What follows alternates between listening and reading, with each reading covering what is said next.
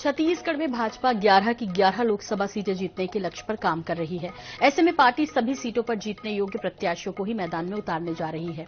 वहीं इस बार पार्टी ने राज्यसभा के सदस्य रहे नेताओं को लोकसभा चुनाव लड़ाने का फैसला किया है। ऐसे में सरोज पांडे को पार्टी लोकसभा चुनाव लड़ने का मौका दे सकती है।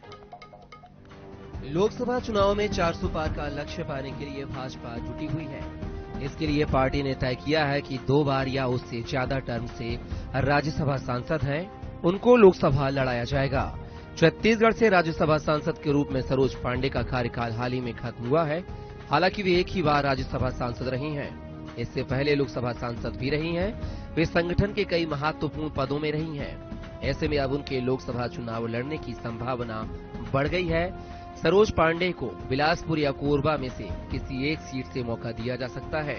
सूत्रों के मुताबिक सरोज पांडे को कोरबा लोकसभा सीट से मौका दिए जाने की ज्यादा संभावना है। संकेत यह भी है कि दुर्ग लोकसभा और राजनांदगांव के प्रत्याशी को पार्टी रिपीट कर सकती है।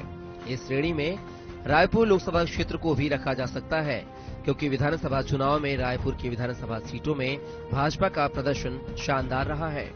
ऐसे में सुनील सोनी को फिर मौका मिले तो हैरानी नहीं होनी चाहिए। बाकी सीटों पर जरूर नए चेहरों को मौका दिया जा सकता है। हालांकि प्रदेश अध्यक्ष किरण देव ने कहा है कि टिकट का फैसला पार्टी का शीर्ष नेतृत्व ही करेगा। नए नामों का ऐलान भारतीय जनता पार्टी के और संसदीय बोर्ड के और राष्ट्रीय नेतृत्व के निर्देश पर हमारे वरिष्ठ नेताओं का और जैसा निर्देश होगा निश्चित समय पर और सभी विषयों की जानकारी लेकर और उसमें निश्चित रूप से बैठकर उस पर घोषणा होगी। ये निर्णय यहाँ का नहीं होगा। जो भी निर्णय होगा संसदीय बोर्ड के हमारे वरिष्ठ नेतागण उसमें बैठेंगे, विचार विमर्श के बाद जैसा भी निर्णय होगा उनका और उसके निर्णय के आधार पर और वो प्रत्याशी बनेंगे और लोकसभा का चुनाव लड़ेंगे। छत्तीसगढ़ के संदर्भ में भाजपा ने विधानसभा से लेकर राज्यसभा चुनाव के लिए चौंकाने वाले नाम सामने लाए हैं। वहीं इस बार कुछ सांसदों को विधानसभा चुनाव लड़ाया गया है। अनुमान है कि कुछ सीटों पर पार्टी नए चेहरों को मौका देगी तो कुछ पर मौजूदा सांसदों को मौका मिलेगा। वैसे हकीकत तो घोषणा होने के बाद ही सामने आएगी।